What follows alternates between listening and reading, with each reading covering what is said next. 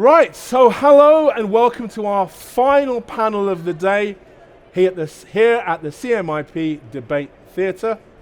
I have a truly expert collection, a brain trust of industry luminaries to talk about content piracy in the internet age and how we can reduce it.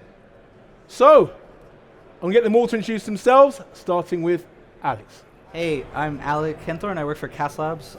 We specialize in digital rights management products and video player products and love to talk about piracy. And Joe. Hi, Joe Havenstrite, but everyone calls me Rojo. I'm Director of Product Management for Digital Element. We're an IP intelligence location solution. I've been with the company for 20 years, and for every day of those 20 years, I've been looking at and analyzing IP addresses. Wonderful. David. Yes, I'm David Eisenbacher. I'm a co-founder and CEO of EasyDRM. We're a digital rights management as a service company, hosted and fully managed cloud service provider. And John. John Ward, Executive VP for Friend MTS, responsible for business and strategy in the Americas, and we're a global content protection anti-piracy company based in the UK. Itzik. Itzik Wager, responsible for product management and business development for CineMedia security. CineMedia is about a $500 million company, 3,000 employees, more than 1,000 customers worldwide, and our main focus is to change the space of anti-piracy. Perfect. So when we did this panel nearly 3 years back, we asked the question about piracy. And there was a lot of doom and a lot of gloom. It sounded really, really scary. Let's ask David. David, how has it changed? Where are we today when it comes to our fight against piracy? So basically, we actually ran a survey with streaming media a few months ago, and basically, as part of those questions, we asked them, how much are you losing in revenue on piracy? And there were some numbers came in, 21, 15. The consensus was about 20% of the revenue is lost in piracy. And that's, from, basically small sites all the way up to large sporting sites as well as content providers. Taking that data and going backwards, it's like, well, you're losing 20%, but what are you doing about that? Basically, isn't it better to actually mitigate that and bring that percentage down to 5%? And there wasn't really much move on there. Like, they were almost afraid that doing anything would almost hurt that even more. Okay. So I'll ask this to Alex. Alex, every year we have a panel around security, and every year it seems to be a problem that hasn't gone away, and in some ways they've adapted. It's like cat and mouse. We find a way of detecting and stopping, and it changes. Where do you see ourselves now in our fight against piracy? Well, I think the kind of threats of piracy get very broad, right? So we all saw the news about Netflix's stock tanking because of the account sharing, and this is like a thing to deal with. And on one hand, you have tools at your disposal like digital rights management, which may stop somebody from screen recording something, but that doesn't stop them from sharing a password with their family across the world, for instance. So there's more holistic approaches that we need to address there and limit kind of the ease of access that we've made content nowadays, because you don't have to go buy a movie ticket and sit in front of a screen to actually watch content when it's on your TV at home. Okay. Joe, do you see it getting better or worse? You've been looking at IP addresses for a long time. Yes, is it getting better or is it getting worse in your view? I would say it's staying pretty steady and staying pretty consistent. On the I like how you referenced the cat and mouse. We like to refer to it as kind of a game of whack-a-mole. Every time we put something out there to make it more difficult for the VPN proxy vendors out there to provide their circumvention of of DRM, every time we combat that, they come back another way. For example, take NordVPN. For the longest time, their proxy presence exists in a particular space on the IP landscape, typically in hosting centers, whether it's physical data centers or up in the cloud. But what they're, and in our solution, we'll label those IP blocks as proxies. It's a proxy. block that traffic, problem solved. The problem now we're seeing is that they've gotten creative and they're doing things such as hijacking residential IP addresses. Or they may think that they can go hide in the vast ocean that is the IPv6 space and will remain undetected there. So we continue to, it's like a game of tennis. We're trying to just keep breaking serve before we can win the match. And it's just steadily ongoing. Okay. We hit back, they hit back, and so forth. I'll ask David, do you think it's getting better or worse?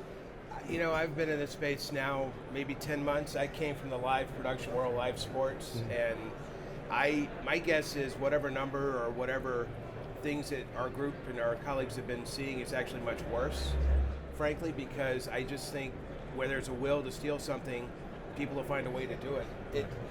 What's interesting to me, and I think that all of us are unified in this debate theater on this, I've been kind of amazed at how piracy everyone's aware of it being a problem, but I've been kind of amazed coming from the production and operations space why people haven't taken a more proactive approach towards it. It's a cost center or viewed as a cost center, and I think it's one of those things that as we move forward and try to kind of get the word out there and more evangelize than anything else, it's got to be something that, it's got to be return on investment, but I think it's got to get attention from different levels within a company. This just can't be something that's slapped onto a lawyer's plate or another job that gets attacked to somebody else. It's got to get, this is a C-suite job, I think. I'll ask you the same question. Do you see it getting better, worse, or staying the same? So I think it's much worse. Okay. I think that the situation is that the pirates of today are cyber criminals, and they're using cyber security techniques in order to exploit vulnerabilities within our service provider services and in order to steal their services. So it used to be just stealing the content, but nowadays it's about stealing the service.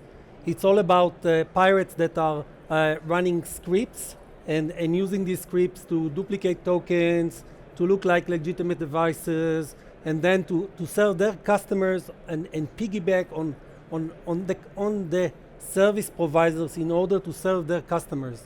The content that they provide is high quality, low latency, directly from the CDN. So this is completely different type of piracy that we are exploring today. Just in COVID, the numbers go up of about 30% in terms of piracy. It's a serious problem. It's a threat to our customers and definitely something that they need to handle. We have a lot of standards in our industry and in cybersecurity. But in the cybersecurity world, many of the standards are best practice frameworks. How do you handle content? How do you handle authentication, logins?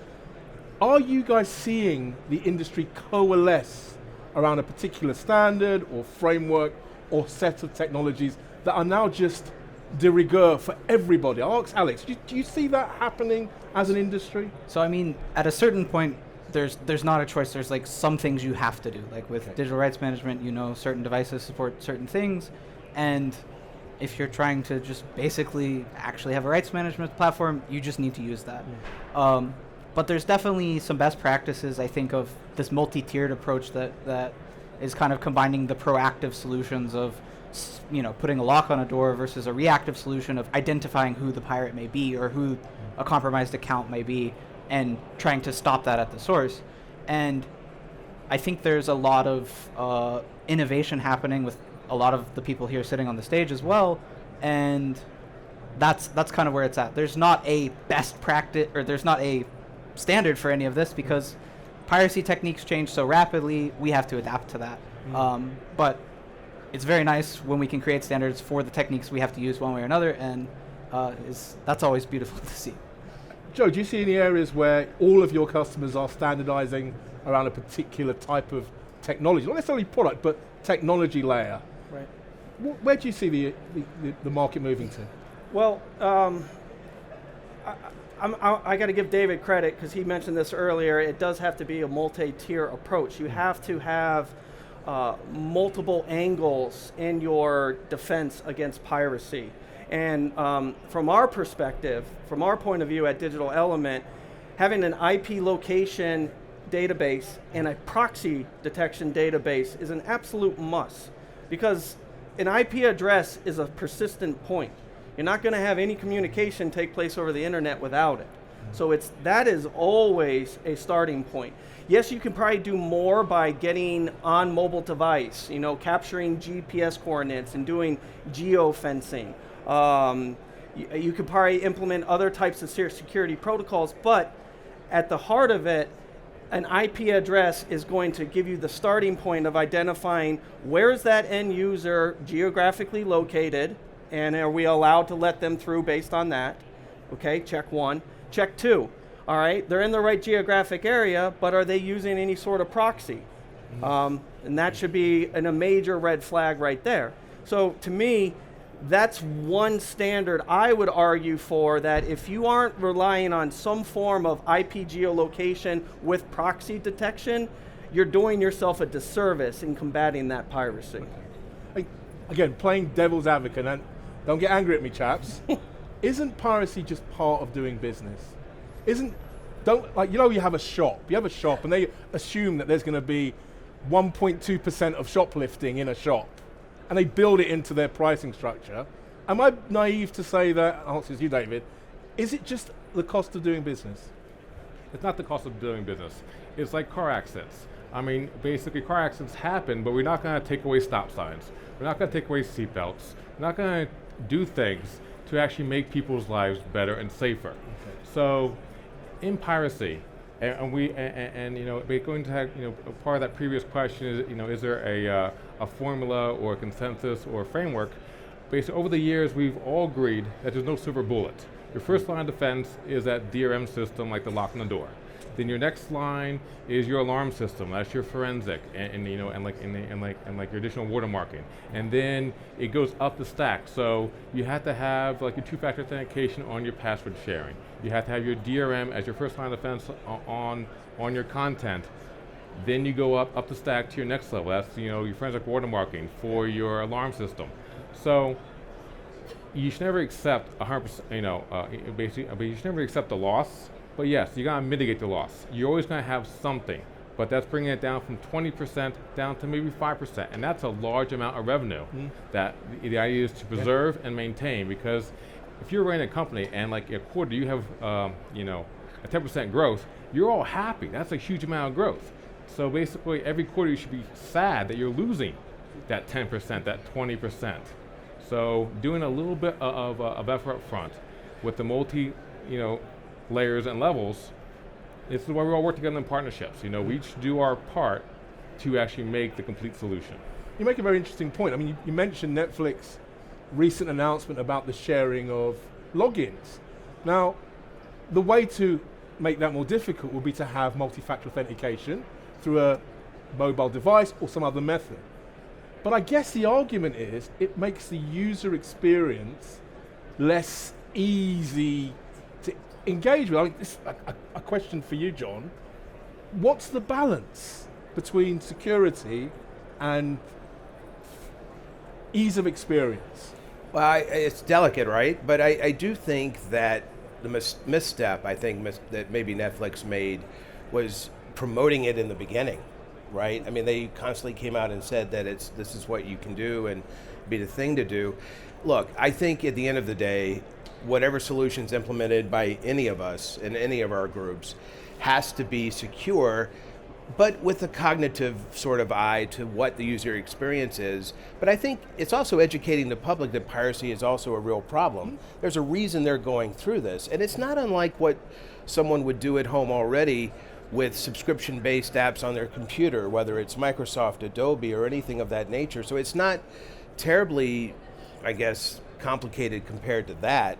I would argue that the steps that all of us would try to enact, along with any of additional security measure, would be one, to try to keep all of these companies from continuing. One, content costs go up, but a lot of this stuff, piracy contributes to the cost of these things going up to the customer at the end of the day. So I think it's important to remember that anything that's done from a security standpoint is, one, trying to protect the content owner, but two, also trying to protect the platform and the experience kind of moving forward. I did a panel like this many years ago, and someone said the thing that stopped piracy in the music industry was iTunes. Yeah. I always stuck in my head that once you made the experience of accessing content cheap, easy, and not free, but low cost, piracy goes away. Is that true? Is that what the industry? Because it's too expensive, we have lots of piracy. No, I think that to compare music to video content it's a wrong comparison, Okay. and the reason for that the cost of making movies, the cost of making sports is much higher than the cost of making music. So I don't think that it will ever happen that you will be able to balance the content cost that you have in video streaming out of not doing anti-piracy. But we are getting quite close. If you think about the cost of a cinema ticket versus an all-you-can-eat buffet like a Hulu or a Netflix or whatever, is that changing the mindset of both the pirates and the industry?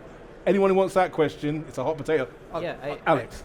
I think the interesting part of this is content accessibility as well, right? Like when we talk about going to the movie theater, generally Hollywood has released movies everywhere in the world, right? Like the ability to get a movie, is quite difficult, or was less difficult maybe.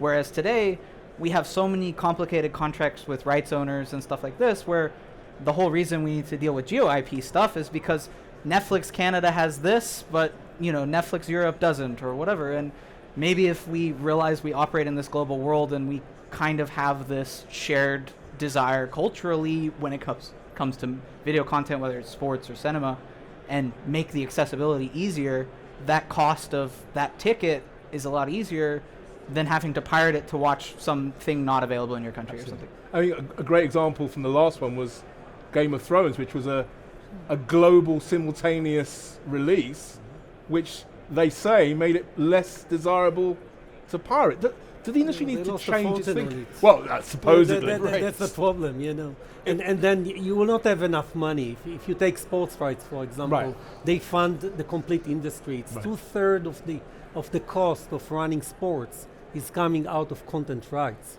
It's not coming out of people going to the stadiums. So there is no way you will be able to fund that unless you protect it. And I think what people need to change their state of mind. In cybersecurity, they already did it, but in anti-piracy, the service providers and the content rights holders need to start protecting their content. Sports is we'd all agree that sports is the cherry on the very beautiful cake. Do the companies involved with sports rights need to think differently from the guys working in OTT? Do they need to security and about protection of their assets? So what we can tell today that they are first of all they are trying to enforce different types of protection mechanisms on their licensees. So some of my friends over here mentioned DRM, watermarking definitely, and they are trying to introduce more and more techniques in order to better protect the content. They are also trying to help them in order to monitor the different pirate networks and identify the content over these pirate networks, and then, if possible, take down the content or apply other techniques such as IP blocking and more on the content. So definitely, it needs to become more of a cybersecurity war than stay like it's today, that it's something that is going to go away. It's not going to go away. It's an imminent threat on these service providers and content owners. Now, also, I'd like to add to that. It also comes down to the actual psychology of it. Social engineering. It's like, why are they pirating? Are they pirating because they can't watch the baseball because they live across, basically across town from the stadium, and therefore they're geo-blocked out? And you're like, okay, so I'm hopping on VPN, so I'm coming out of state to watch the game that is across town. Or are they, basically, what's their own guilt? Oh, basically, to me, they see that as, well, that's a small crime. It's like, petty theft, right? And then you have the people who are password sharing. Oh, well, it's a friend of mine. I just want to watch this one show. But then that's all down. Why are they doing piracy? And then it moves up the stack. Are they trying to actually now profit off of your content? Especially when you're talking about like a Game of Thrones or like high valuable content. Is a piracy, the person, stealing the content, then trying to resell it. Because if they're trying to actually make, actual revenue off of it, that's a much higher motivator to, for them to do piracy as opposed to someone who is just, traveling for business. Yeah. I'm now in Europe, I can't access my content. I have a subscription, but I'm committing piracy by going on VPN to watch my Netflix in the United States. So as part of the psychology of why are they doing piracy, it's themselves. Are they committing mentally a small crime or a big crime? And then, and then off the content owners, it's better to go after the targeted of the people who are truly trying to profit off your own work. Yeah.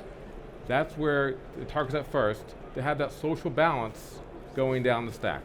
I think we're also seeing a shift in how organizations are managing their security. I think when I've covered IT security for many, many years, and traditionally it was an in-house activity. And the broadcast sector was generally smart cards and DRM, it was in-house. Are you guys seeing more of a shift towards an as-a-service model? I'll ask Joe, do you see more as-a-service adoption of security versus doing it in-house?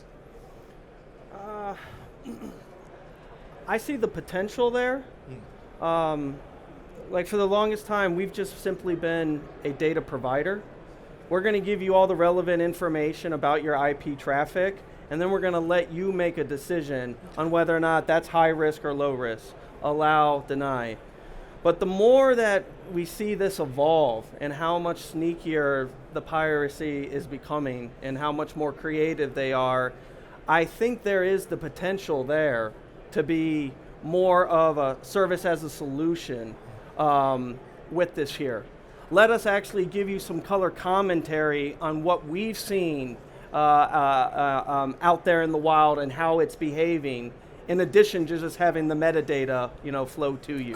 Because it's not a common skill set to understand geo-blocking, to understand encryption, to understand the dynamics of a cyber, not just cybersecurity, but cyber attack. I know it's slightly on the edge, but we are seeing instances now of services being taken down maliciously to impact whether it's their share price or their perception with customers. I'll ask Alex, are you having more customers come to you saying, we don't have the skills, can you do it for us? Well, I think I'll flip the question a little bit here. It's more of like, we've made the whole idea of distributing video so easy in the traditional content protected world, so to say, right? Like you can go and record yourself and post it on whatever social media. And from that, we're seeing more and more people want to build streaming services or have a great idea to curate content or license stuff. And we see people come in that want to have the tools and don't have that. And I think a lot of us here at the show have lowered this barrier of entry to being a telecom operator somewhere or a OTT service provider. And really, we can provide, security as a service, and we have to be on at the bleeding edge to basically make sure that our customers, the people that are building these services, are following the best practices, not doing something that'll shoot them in the foot and, get their content pirated. Well, it's a question for all of you. Whoever wants to take it first. Can I take the question? Absolutely, yeah. So what we see the customers trying to focus on their service and growing the service, and they do not have enough security expertise to take on anti-piracy, and they're looking for a trusted partner to do it for them. So it's definitely an approach going there. They would like to, since there are different size of customers and different level of maturity in terms of security, they definitely would like to consume that as a service, especially if you're talking more about the tier 2, tier 3 customers that are less experienced in anti-piracy. They will definitely want to see it as a service. Yeah, and they're stretched, right? These groups are stretched people-wise, right? Doing a multitude of different things that today this is the one hot topic, and then 2 weeks later they loop back to the same thing. So being able to be in the part of the process to help consult and actually help them identify, here's what's happening and here's how you can deal with it is critical. So I was a journalist for many years, and I've never written a story which started off, good job. Today we stopped 100 pirates. It never happens. Maybe in Somalia. We only see the bad news of this got leaked, that got hacked, that got cracked. Can you guys share any?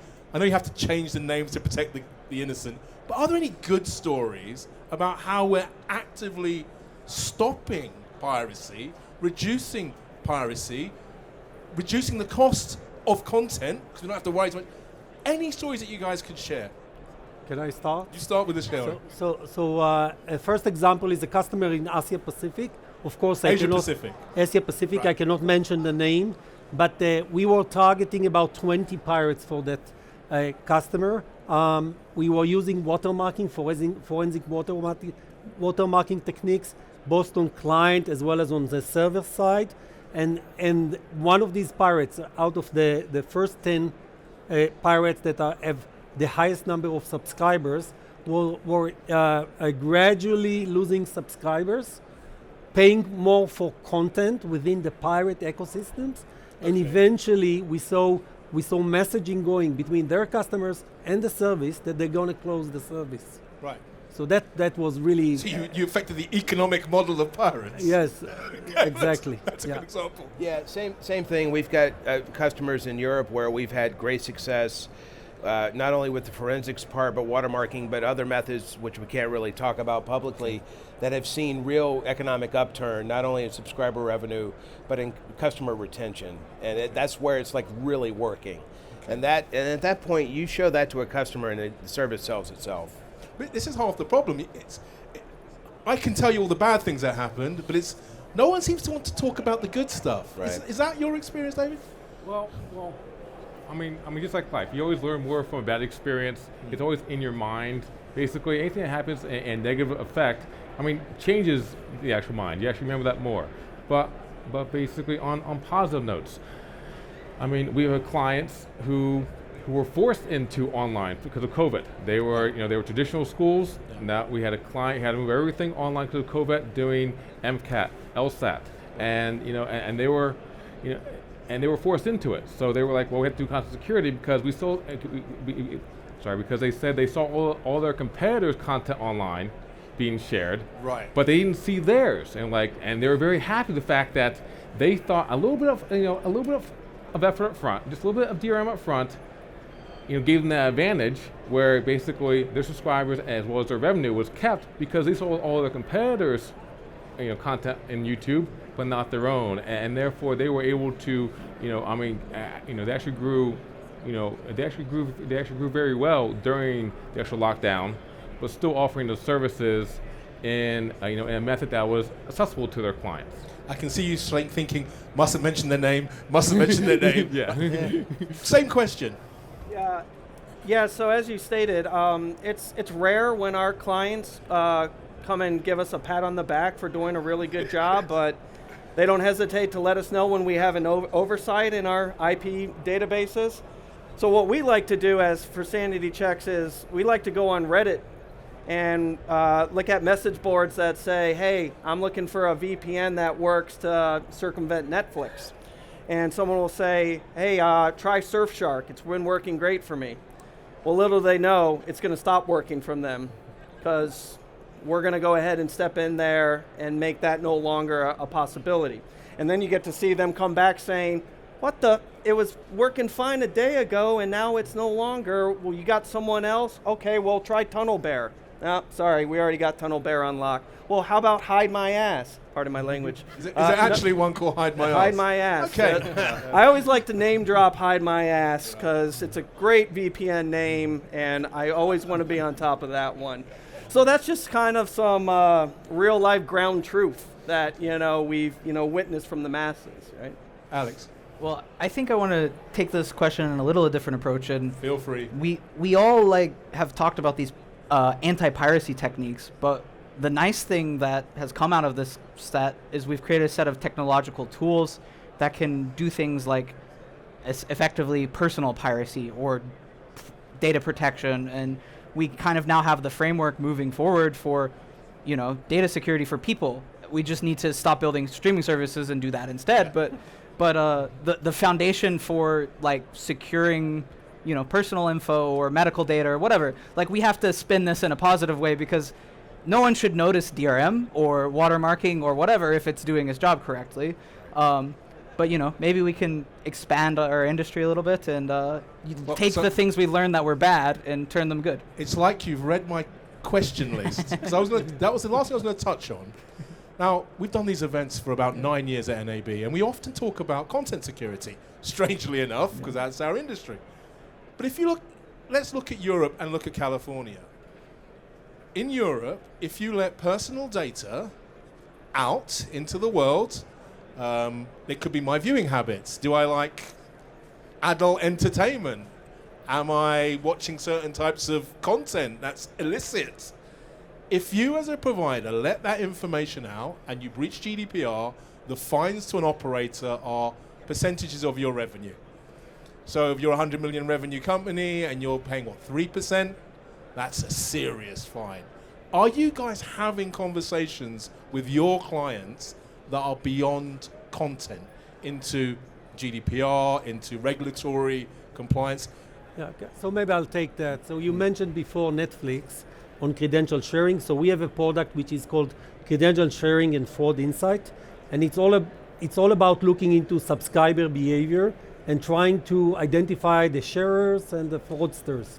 However, I can tell you that every service provider we have worked with was really concerned about privacy and about sharing the information with us, and we put all the measures in place in order to make sure that we follow all the privacy rules as well as GDPR and other rules out there. So it is a... Are you having those conversations about privacy as well? Yeah, and it's a bigger conversation too with state, local, and federal, especially here in the U.S., especially following sort of the European example, but it's also about, as it relates to protecting privacy, with things we're looking to try to push and do here in the Americas with regards to privacy and to content protection that we haven't been able to previously. And I think maybe that's probably one of the big concerns that local communities have had with this in general. It's, again, back to kind of the educational piece, but if it's something that can be pointed to that works other places, I think we'll have an easier time with it here. But it's interesting as well because a lot of the sessions we've had have talked about digital ad insertion and identification of users. I get the sense that we're living again in a world of silos where the content security guys are here, privacy guys are here, production teams are here. But are we joined up enough as an industry to think about privacy in the round and not just in silos? I mean, David, what's your view? Well, so I'm not really on the privacy side, but more on the collaboration with actually, from their advertising teams. We've been able to show them how DRM can say, basically your most used device is a Samsung S20. So let's make sure that your content is geared for that. Basically show them actually what the subscribers are using for their playback media. Not so much to say, well, John is using this at this point in time, but saying that as a bulk whole, you basically here are your top devices. Here's how your content's being viewed. Here's how your content's being enjoyed. So basically make sure that you are, when you're doing your packaging, your encoding, your transcoding, that you're targeting the actual devices and the actual screen size that people actually are using it. So again, I am a rubbish presenter because I forgot to ask the audience, if you have any questions, this is a brain trust of experts. Put your hands up and I'll get you. I think I'm okay for time. I am. Are there any questions of our expert panel? I know it's difficult, you feel shy to open yourselves up and ask questions. So what I like to do at this time of the day is bribe people with alcohol. Please ask a question. I will find you a nice cold beverage after this session. It'll be a cheap wine. It'll be a good wine. Okay, okay, to the good wine. It'll be a spirit. It'll be a low-end spirit. Oh, I see. No, go. Anyone? Go on. Sir, you have a look of a man who wants to ask a question. Yay! Get that man a spirit. So, having been in this industry for quite a number of years myself, I always like to think about the topic of turning the topic of piracy around to enhancing revenue streams, right? So piracy is a loss of revenue, but I think the potential here is to use a lot of the techniques that you gentlemen represent to help enhance revenue streams. I think David had a very good example there where, taking a particular release approach to an e-learning system enabled a customer to thrive, to prosper in the face of COVID. Does anyone else have any examples of using techniques to grow revenue streams, use different business models, for instance, in different release windows around the world that actually enhance the business of their customers? My microphone is gone. So I'll just paraphrase the question. It's a great question. We've talked a lot about the scary stuff. Pirates, hackers, crackers, bushwhackers. But are there any examples where security technologies are delivering revenue uplift as opposed to stopping revenue decline? Itzik, as you're closest to me. Yeah, we had some very good ideas, especially in relates to advertisement, how to try and monetize that advertisement that stays within the pirate networks and use that in order to increase revenues. Nevertheless, the feedback that you get from customers is that they don't want to be involved in any way of money that is coming out of pirates. Right. So that's the challenge over there. So I think they need to be more open-minded in that respect, and then techniques like that can be used. Okay. Go ahead.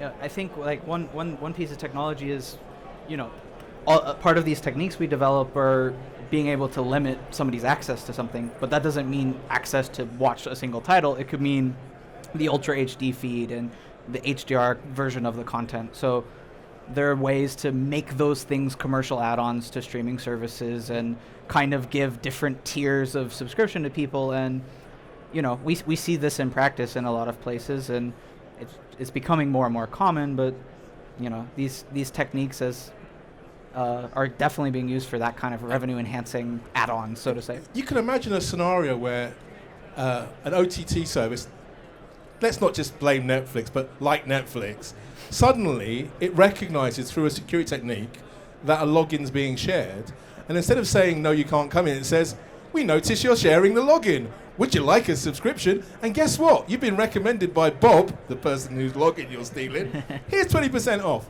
Is that feasible at this point in time? This is definitely feasible. Absolutely. That's one of the techniques that we are using out of that credential sharing and fraud insight program. Okay. So we are providing the list of sharers to the customers, and then they can take up actions. Some of the actions could be for revenue generating or converting into legitimate subscribers, but some of the other actions could also be like password resets or other more, active activities. So we are nearly out of time, so I'm going to go down the run. I'm going to ask every single person, just for one bit of a bit of advice for an organization that might be struggling with content security. Starting with you, Alex, so I know you get to be first. What one bit of advice would you give to an organization to help them better protect their content and monetize more effectively? I think it's find the right partner and then vendor for this, because content security is hard. It's ever changing, and there are plenty of us here that will gladly show you demos of all sorts of cool stuff. And at this point, it's become almost commoditized, or a lot of these techniques have become commoditized to a point that it's affordable as well. So find the right partner, find the right vendor, and I think we're all looking to help you. So, Joe, same question. I actually piggyback off what Alec just said there, and not only finding the right vendor, Digital Element, but in addition to that, don't hold yourself just to one option. The more information, the more context from multiple approaches can only aid the situation. Furthermore, I would say pay attention to your history. You can learn a lot from your history and then be more, I guess, proactive than reactive in the current state of what's taking place. David, your one bit of advice. So I'm going to say that don't be afraid of it. Basically, content security DRM isn't a black box. Our job is just to educate, and the more information that you understand, the more that we help you educate, the more you say, listen, it's not really as complicated to actually implement some of these initial steps. And then as you start going down that pathway, then you can start going to the more advanced steps. But don't be afraid of it. as well as, as well as, there's a little bit of complacency. People are like, well, it's part of the industry, right? Yeah, but you can still, at the end of the day, you can still mitigate as well as preserve your actual assets and your revenue, because that's your business. Okay. John. Just to add to what my colleagues have said, you've got to start, right? You can't just say I can't do anything about it. Head in the sand. Yeah, you've got to acknowledge that there's an issue. You get the right team of people involved. You account for it from a budgetary standpoint. It is pennies on the dollar for all of us and all of our services compared to the cost of actually acquiring and producing the content. It's part of the cost of doing business. Okay. So work out the numbers. Absolutely. You got to figure it out. So I think that first of all, they cannot stay blind. They need to start with some kind of an assessment of their situation. They need to assess the piracy landscape and understand what are the pirates that are targeting them, how many subscribers they have, how much they are losing out of that piracy. And second, they need to start to do some vulnerability analysis and understand whether their service is vulnerable and how the pirates are exploiting it. Perfect. So, gentlemen, thank you for your time today. It was a great session. With a round of applause. Thank you.